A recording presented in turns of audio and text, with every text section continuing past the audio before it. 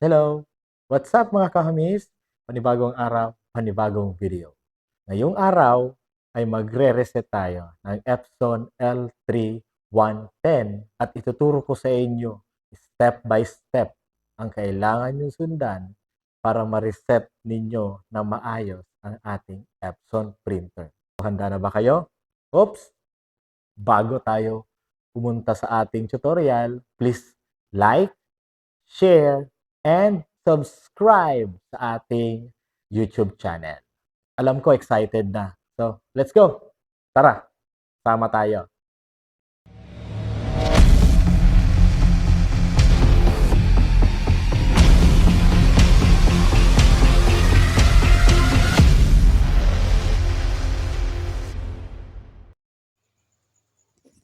Ayan, so andito na nga tayo sa ating computer.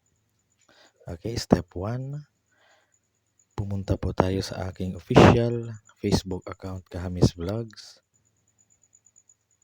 At scroll down natin. Hanapin natin itong Epson. And then, andyan po yung iba't ibang Epson model. Hanapin natin yung L310 and click the URL. And then, direct po tayo sa ating download link. Click download. Okay, X lang po pag may lumabas na ganon. And then, tingnan natin. Ayan na po. So, before tayo mag-extract ng zip file, see to it na naka-disable po ang ating Windows security. Okay po. So, search natin, security, open. And then, click virus and threat. Okay, so, scroll down. Yan. Siguraduhin po natin naka-off po ito o disable itong real-time protection. And then, minimize natin. Balik tayo sa folder. And then, ready to extract. Okay, right-click.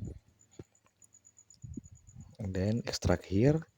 Yan. Ang password po dyan ay S, B, and Z. Small letter lang po. Then, click OK. Ayan.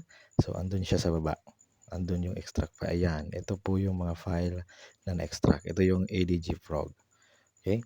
So, in case po, sa mga first time user po, kailangan niya ng password. So, ang password niya po ay makikita dito. Itong 0 point password. Yeah. Yan po. Okay. So, open natin yan.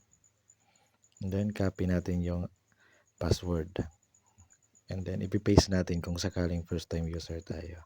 Pag inopen natin yung ADG Frog, ay right-click, run as administrator. Ayan. Pag lumabas pong malicious file, click lang natin ito sa baba. And then, run anyway.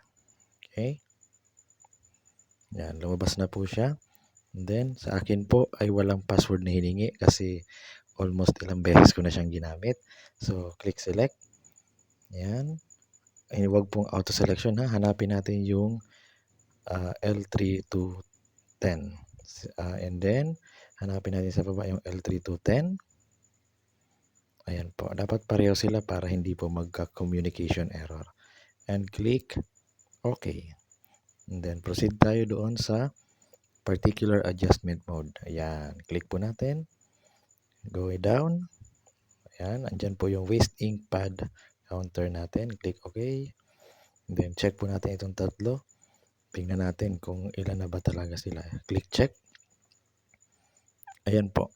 Nasa 6,000 plus na din po yung nagamit natin. Konti na lang, maximum na siya. So, habang hindi pa siya o dumarating doon sa maximum, i-reset na po natin siya para bumalik siya sa 0. Okay po? Click. Ayan, tatlo. And then, initialize. Click OK.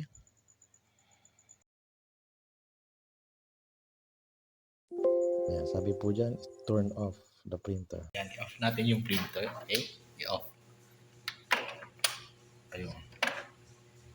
Yan. And then, the next one, click natin sa computer. Yan, in-off na po natin yung printer. Click OK. Yan, sabi naman dyan, turn on the printer. Sabi doon, i-on ulit natin yung printer. Okay? So, i-on natin. Sige. Yun.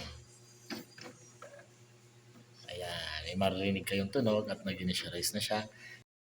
Okay, so tapos na po tayo. Okay, double check natin. Click ulit natin. Check natin kung nag-zero ba talaga siya. Okay, so ayan po, makikita po natin, zero na po lahat sila. Okay, and then click finish. Okay, and X na po natin. Tapos na po tayo. So ngayon, tapos na tayo. Reset na natin yung ating Epson L3210. Yan lang yun, kasimple. Walang mahirap, basta sundan nyo lang po yung step by step na tinuro ko. Pinaka-basic lang po yon. Hindi ko na pinaikot-ikot, direct to the point po yung step natin. Hopefully, masabayan po ng ating mga kapwa guro at lalong-lalo na yung mga nanay na gumagamit ng Epson printer at naway makatipid po tayo lahat. Okay? So, nakatulong sa inyo yung itong maikling video natin. Huwag po kakalimutang mag-like, mag-share, at mag-subscribe para sa ating mga susunod pang video. Maraming salamat po. Bye-bye. Thank you very much. Adios. Kamis Vlog. I love you all.